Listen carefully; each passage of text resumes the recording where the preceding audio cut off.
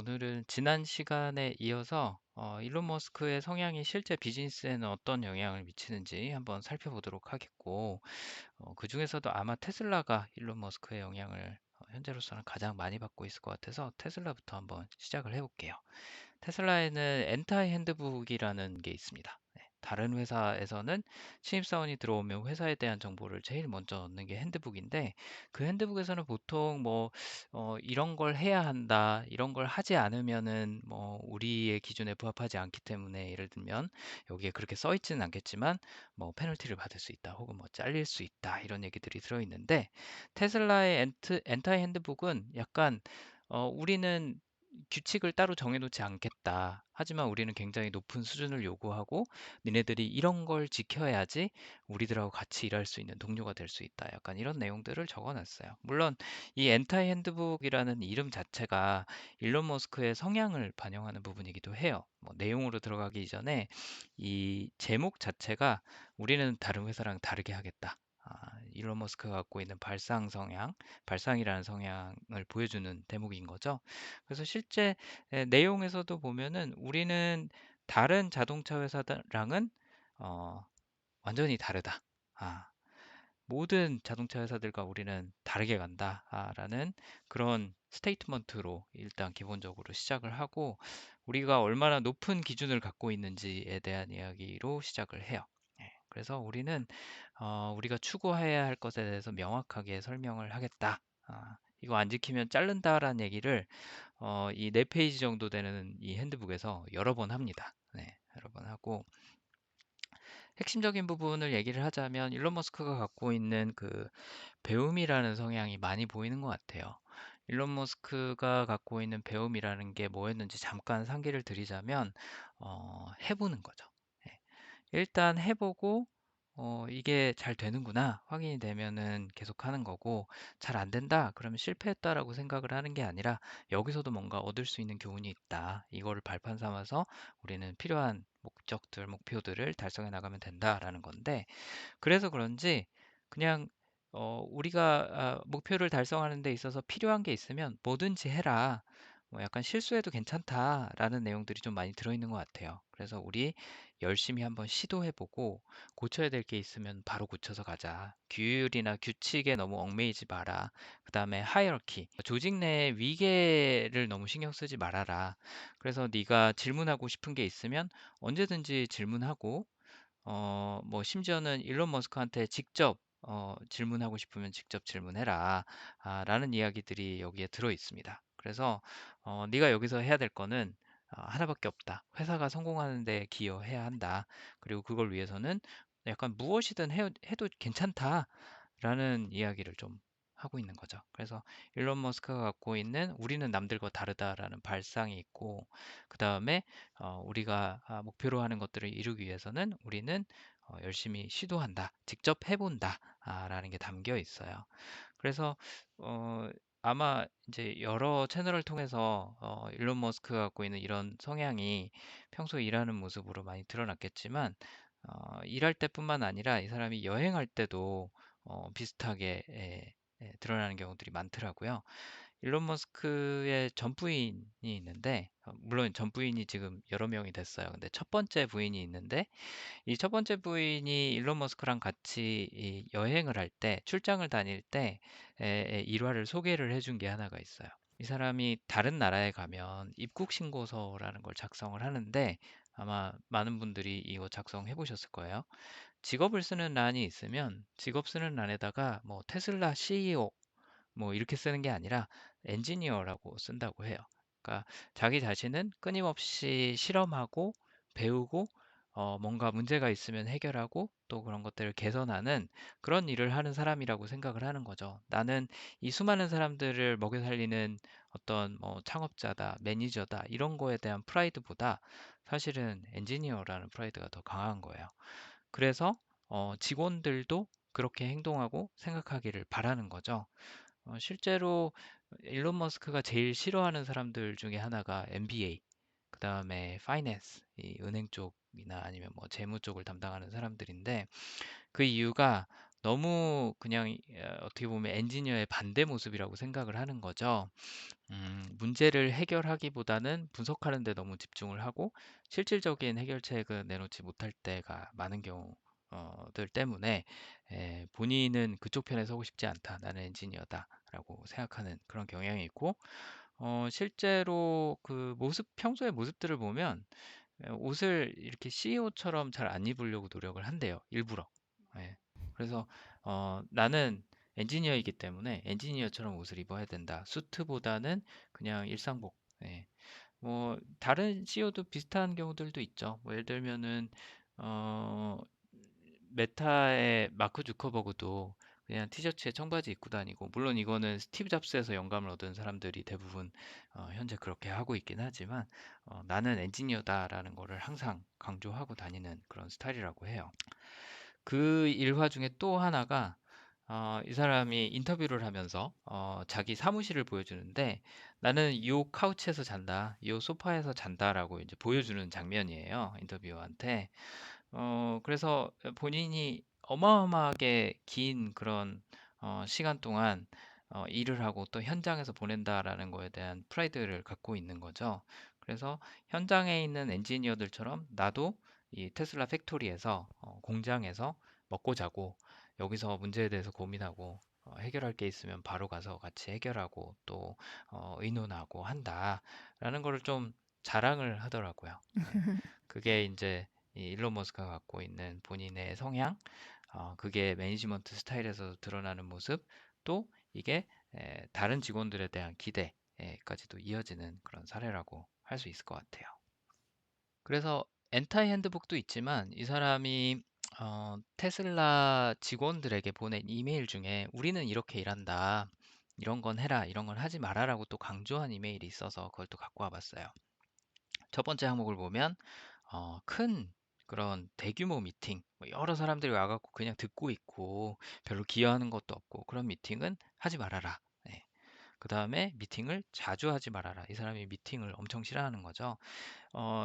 이렇게 머릿속에서 시뮬레이션하고 그냥 단순히 자료만 보고 이러는 것보다는 이 사람은 확실히 현장에 가서 있는 걸 훨씬 좋아하는 스타일이에요. 아까 말씀드린 것처럼 진짜 나는 찐 엔지니어다. 100% 순도의 엔지니어다라는 거를 강조를 하는 거죠.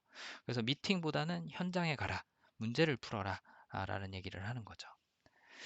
그 다음에 미팅과 관련해서 또 하나 보태자면 미팅에 기여하고 있지 않다면 언제든지 나가도 괜찮다. 이거는 무례한 게 아니다. 걱정하지 말아라. 라는 게 있고 그 다음에 멋있어 보이는 그런 전문 용어 쓰지 말아라. 우리 모두가 이해할 수 있는 쉬운 단어로 같이 소통하고 또 일을 해야 된다. 음. 이것도 이제 어떻게 보면 그 MBA들을 겨냥한 말처럼 보일 수도 있을 것 같아요.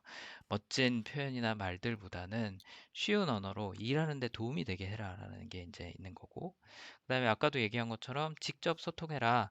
보통 이게 일반적인 회사에서는 좀 터부시되는 경향이 있어요. 본인의 그 리포팅 라인을 뛰어넘어서 예를 들어서 상사의 상사에게 직접 가서 얘기를 한다거나 아니면 부서의 문제에 대해서 CEO에 가서 직접 얘기한다. 그러면 약간 우리나라 표현으로 하면 고자질한다.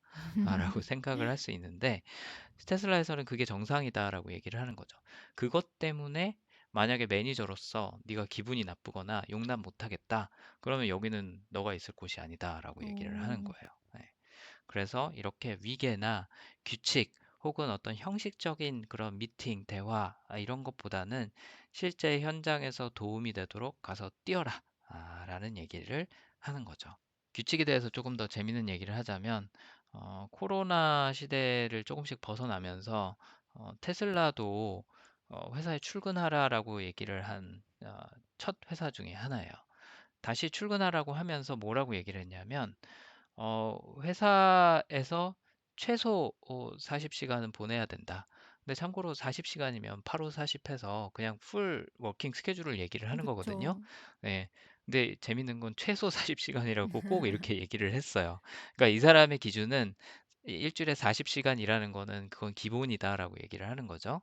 그래서 회사에 40시간은 꼭 물리적으로 출근해 있어야 하고 그 외의 시간은 뭐 너가 스스로 결정할 수 있겠지만 어쨌든 40시간은 꼭 있어야 된다라는 걸 강조를 했어요.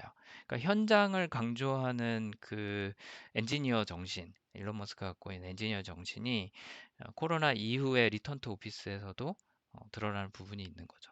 참고로 본인은 한 일주일에 80시간 정도 일하는 게 평균이다라고 얘기를 하고 다녀요.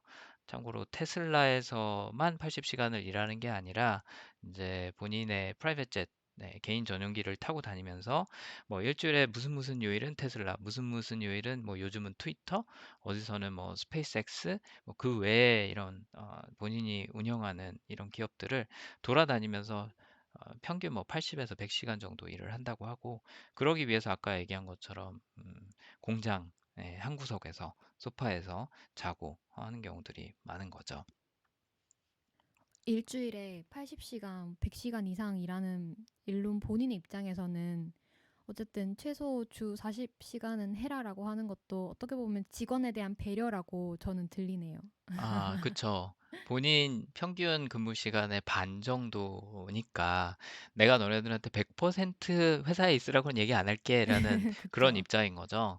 근데 일반적인 평균적인 근로자 입장에서는 최소 40시간이라는 건 사실은 100%인데, 그쵸. 일론 입장에서는 한 반 정도는 네. 회사에 꼭 있어라. 네. 어찌 보면 이것도 본인 입장에서는 직원에 대한 배려를 어, 했다라고 저는 들립니다. 네. 정말 그럴 수 있겠네요. 네. 네, 그런 것 같아요. 좋은 포인트입니다. 네.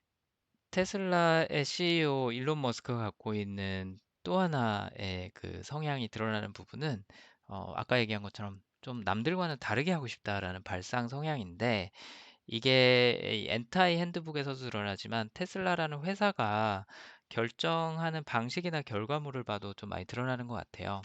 그 최근에 굉장히 화제가 됐었던 것 중에 하나가 이 요크 스티어링이라는 건데, 이게 보통은 이제 그 요트, 네, 아니면 뭐 그런 큰 배를 운행할 때 쓰는 그런 핸들이에요. 보통 우리가 아는 일반적인 자동차 핸들은 동그란 모양이잖아요.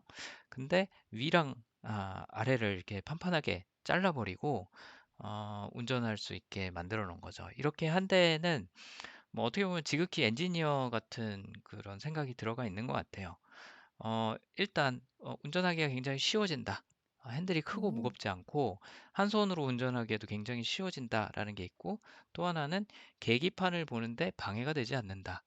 라는 점 때문에 이제 윗부분이 많이 잘려 나간 거죠. 음. 근데 이거 갖고 이제 여러 바퀴를, 예를 들어서 큰 회전을 해야 된다. 그래서 여러 바퀴를 하는데 이게 괜찮냐, 힘들지 않냐, 라는 걱정이 있었는데, 실제로 사용해 본 입장에서는 많은 소비자들이 와, 나는 다시는 이제 그 전형적인 기존의 핸들 모양으로, 동그란 핸들 모양으로 못 돌아갈 것 같다라는 얘기가 오. 있어요.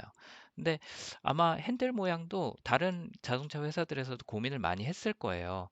지금은 옛날 같은 경우에는 이제 계기판에 한정된 정보가 있었는데, 지금은 계기판에 내비도 있고 뭐도 있고 정말 많은 정보들이 이제 이 화면에 들어가잖아요. 그러다 보니까 핸들이 분명히 방해가 된다는 걸 알고, 또 다른 핸들 모양도 생각은 했을지는 모르겠지만, 이 핸들 모양을 뭐 어떻게 보면 100년 그 이상 사용해 왔기 때문에 바꿀 생각을 하지를 못했을 거예요. 근데 테슬라는 우리는 다르게 간다라는 것 자체가 회사의 기조, 또 일론 머스크의 성향이다 보니까 공학적으로 필요해? 필요해. 그러면 그냥 바꾸는 거죠. 그다음에 누군가 예를 들어서 일론한테, 일론, 우리 핸들 모양을 이런 식으로 바꾸는 게 더 나을 것 같은데 어떻게 생각해? 해서 일론이 그렇게 하자. 그러면 하는 건 거죠. 네. 뭔가 이렇게 결제를 거쳐서 오랜 검토를 거쳐서 회의실에서 막 며칠 몇 날을 회의를 하면서 하는 게 아니라, 정말로 이게 좋다라고 많은 엔지니어들이 동의를 하면 그냥 이렇게 가는 거예요. 또 하나 그런 모습을 보여주는 게 이제 또 레이더일 것 같아요. 이 자율주행을 위해서, 참고로 테슬라는 자율주행 때문에 굉장히 그 가치를 많이 인정받은 회사고, 또 이게 핵심 어떻게 보면 기술이자 자산이라고 얘기할 수 있을 것 같은데, 다른 회사들 같은 경우에는 레이더, 이거는 이제 음파를 활용을 해서 하는 거고, 그다음에 라이다, 레이저를 활용해서 또 하는 그런 레이더가 있고, 또 이제 카메라, 뭐 보통은 이 세 가지 조합을 통해서 주변 상황을 인지를 하고 자율주행을 하는데, 어, 모든 회사들이 기본적으로 넣는 이 레이더를 빼기로 했어요. 음. 빼기로 하고, 우리는 이미지 분석만으로 자율주행을 가겠다. 우리는 그 정도 기술로도 충분하다고 생각한다라고 하고 레이더를 이제 뺐었어요. 참고로 그랬다가 또 다시 넣는다는 소식이 있는데 빼보니까 이제 좀 부족하다 느꼈나 보죠. 음. 근데 어쨌든 이런 것도 굉장히 일반적인 그 자동차 회사들의 접근 방식하고는 반대로 가는 거였어요. 우리가 보기엔 레이더가 별로 필요 없을 것 같아. 괜히 공정만 복잡해지고 비용만 더 들어가는 것 같아. 우리는 이미지에 올인할 거야. 이미지 분석을 통한 자율주행에 올인할 거야. 라고 한 이후에는 우리는 다른 회사들이 그렇게 안 해도 괜찮아. 우리만의 길을 갈 거야. 라는 그런 결정들을 하는 거죠. 네. 이것도 일론 머스크의 성향이 회사 전체에 영향을 미치는 그런 모습인 것 같아요. 그리고 레이더를 다시 더하기로 한 것도 굉장히 엔지니어답다라고 생각할 수 있는 게 보통 회사가 어떤 비즈니스적인 결정을 하면 굉장히 신중하게 하고 그걸 뒤집는 일은 잘 없어요. 왜냐하면 뒤집으면 회사의 신뢰도가 떨어질까 봐 걱정을 많이 하거든요. 근데 엔지니어들은 했는데 안 돼. 그럼 다시 거꾸로 돌아오자. 오. 뭐 이렇게 문제 해결이 우선이라고 생각하는 경향이 있고 그게 또 레이더를 뺐다가 다시 넣는 것도 그런 모습을 보여주는 부분인 것 같아요. 참고로 아까 보여드렸던 그 희한한 모양의 핸들도 요크 스티어링도 그것만 제공하겠다라고 발표를 했다가 최근에는 동그란 것도 희망하면 너네한테 제공하겠다라고 또 말을 바꿨어요. 음. 이런 거를 별로 두려워하지 않는 거죠. 실패나 실수하는 거, 또 그거를 다시 개선하는 거에 대해서는 두려워하지 않는 모습을 보이고 있어요. 참고로 아까 자율주행 얘기를 했는데 말씀드렸던 것처럼 테슬라의 핵심 기술은 자동차 제조가 아니에요. 실제로 테슬라 소비자들한테 가장 불만이 많은 것 중에 하나가 이제 그 빌드 퀄리티, 마감이 별로 좋지 않다. 막 어디가 막 뾰족하고 아직 덜 마감이 됐고 자꾸 뭐가 떨어지고 그다음에 그 판넬과 판넬 사이에 그 갭이 굉장히 넓으면 넓을수록 퀄리티가 떨어진다라고 자동차에서는 얘기를 하거든요. 음. 그러니까 정말 이렇게 딱 한 피스에서 잘라낸 것처럼 틈이 별로 없어야지 이게 잘 만들었다라고 얘기를 하는데 테슬라는 틈도 넓고 또 왼쪽하고 오른쪽하고 틈이 또 달라요. 넓이가. 뭐 그런 식으로 퀄리티는 얘네들이 별로 중요하다고 생각하지 않는 부분이고 제일 많이 신경을 쓰는 게 소프트웨어인 거죠.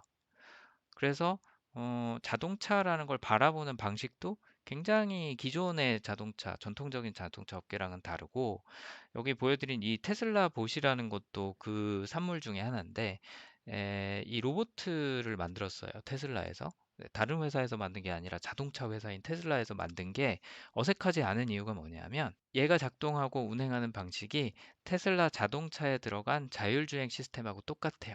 오. 그 AI 시스템을 통해서 움직이고 그다음에 또 뭐 물건을 들거나 놓거나 하는 것도 그런 시스템으로 작동을 하는 거죠. 그래서 출발부터 DNA부터 우리는 일반적인 자동차 회사랑은 다르다라는 식으로 접근을 하고 비단 자동차라는 그 하드웨어뿐만 아니라 그 안에 있는 소프트웨어를 활용을 해서 여러 가지 서비스나 제품들을 만들고 있어요. 참고로 테슬라가 개발한 자율주행 시스템, 그러니까 Full Self-Driving System FSD라고 하는 게 있는데 그거는 그냥 기본 옵션으로 들어가는 것보다 훨씬 더 고도화된 자율주행 시스템이거든요. 그걸 유료로 돈을 주고 구매를 해야 돼요. 그게 혹시 얼마인지 아세요?